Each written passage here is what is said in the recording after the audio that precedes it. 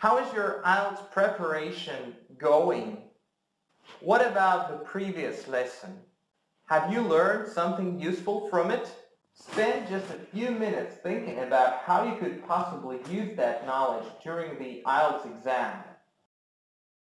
Study the following specific tips that can be really helpful for you. Remember that you only hear the recording once. Check how many words you can use for each answer. Read through the notes to get an overall idea of their content. Write a time in figures rather than in words. You can write a time in figures or words, but figures are quicker and easier. Include the unit of measurement. The answer is a distance. Make sure you include the unit of measurement. You can write this in an abbreviated form. For example, km for kilometers or m for miles. Avoid unnecessary repetition. If part of the answer is given, remember not to repeat it in your answer. Make sure you know the pronunciation of the English letters. Names are often spelled out on the recording. Make sure you know how all the letters of the English alphabet are pronounced. Listen carefully and write down the letters as you hear them. Check your spelling. Check that you have spelled all the answers correctly. Look carefully at the table before you listen. Note the headings at the top. They tell you what you need to listen for. Use all the information provided in the table to help you predict answers. Use the words that you hear. You hear the answers in the same order as the questions. Use the words that you hear to answer the questions. Give an appropriate answer. Dolphins is plural, so the answer to this question is also likely to be plural. Don't forget the S. Use the preparation time wisely. Read the sentences through in the preparation time and think about what type of information is missing. Use the context to understand the meaning of a word in case if you don't know it. If you do not know some of the phrases, use the context and other words in the sentence to help you decide what they mean. Make sure all the sentences are grammatically and logically correct. Check that all the sentences are grammatically correct and make sense. In today's reading, we're going to learn how to understand the different sections of the test, scan a passage for specific details, recognize paraphrase, deal with multiple choices, and also some other things. Study the following tips that can help you complete reading tasks. Spend 15 to 20 minutes on section 1. Try to spend no more than 15 or 20 minutes on section 1 so that you have enough time for the more difficult texts and questions in sections 2 and 3. Remember, you only have 60 minutes to complete 40 questions, and you need to transfer your answers onto a separate sheet in that time. Aim to spend less than 20 minutes on each section so you have time to check your answers at the end. Don't write full sentences when answering short answer questions. When answering short answer questions, you do not need to write full sentences or join words together. Ignore what you already know about the topic. Remember that you're being tested on your ability to understand the information you read in the passage. So, you should ignore anything you already know about the topic. Be ready to scan all of the texts to locate the answers to the questions. In section 1 of the general training reading paper, you may be given 3 or more short texts. The texts will all be based on a similar topic. The questions will focus on what is different about the information in each text. You need to scan all of the texts to locate the answers to the questions. Develop all of your language skills.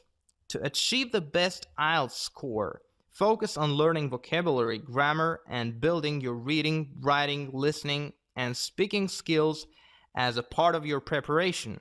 Don't just focus on test-taking strategies. Quickly read the whole passage to get the general idea.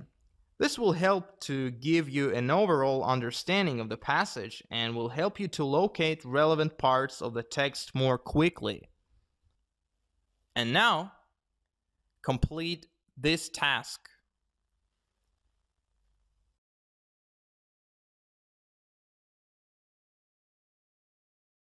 One of the most important things about speaking is vocabulary.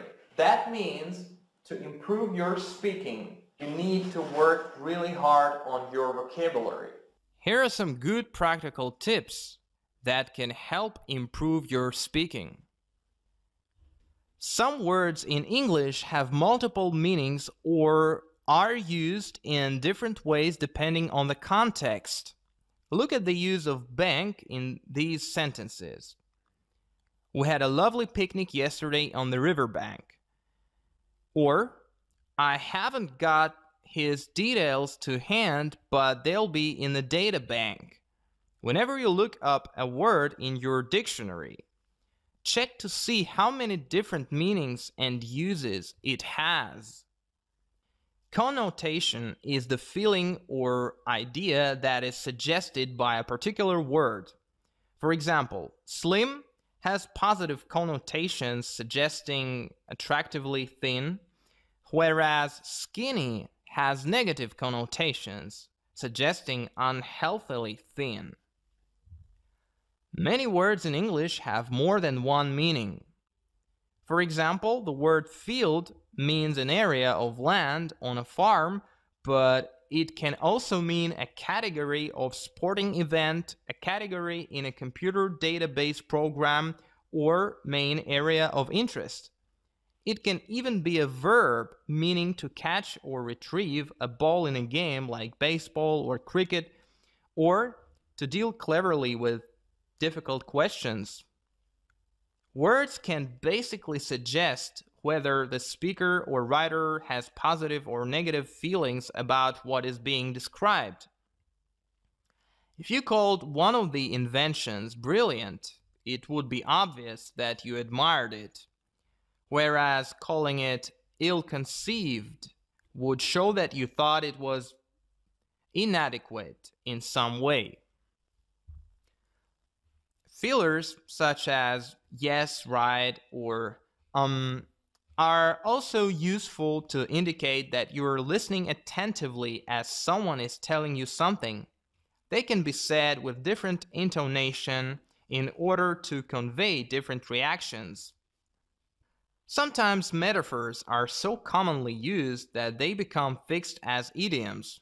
People no longer notice the metaphorical associations of the expression and think of the idiom simply as a fixed expression in its own right. When you learn a word, you can increase your vocabulary even more by learning all the forms of the word. For example, the noun, verb, adjective, and adverb. This will help you enrich your language significantly. If possible, look through a magazine or a novel or some other example of written English. See whether you can find any examples of cleft sentences. Using discourse markers when you speak helps to clarify the structure of what you want to say.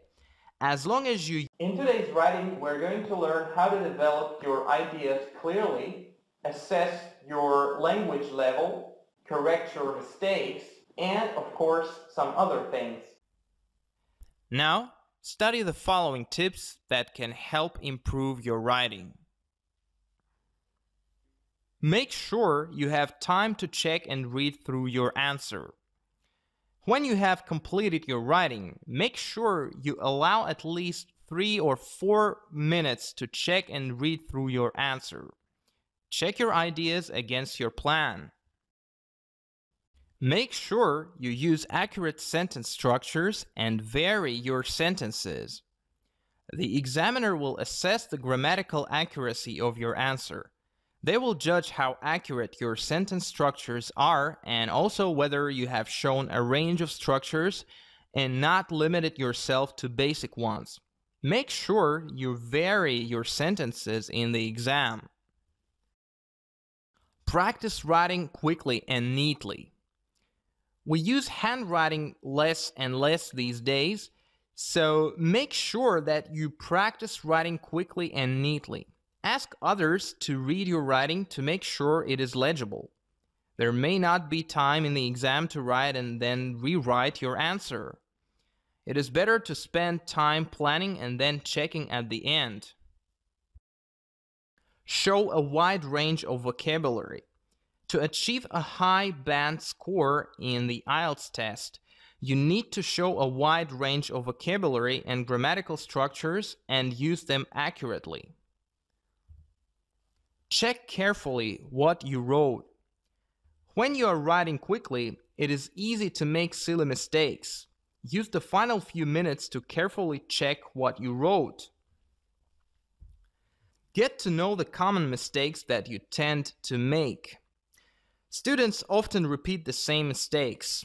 Get to know your own common mistakes and make sure you deliberately practice these, especially if the mistakes are spelling mistakes you repeatedly make.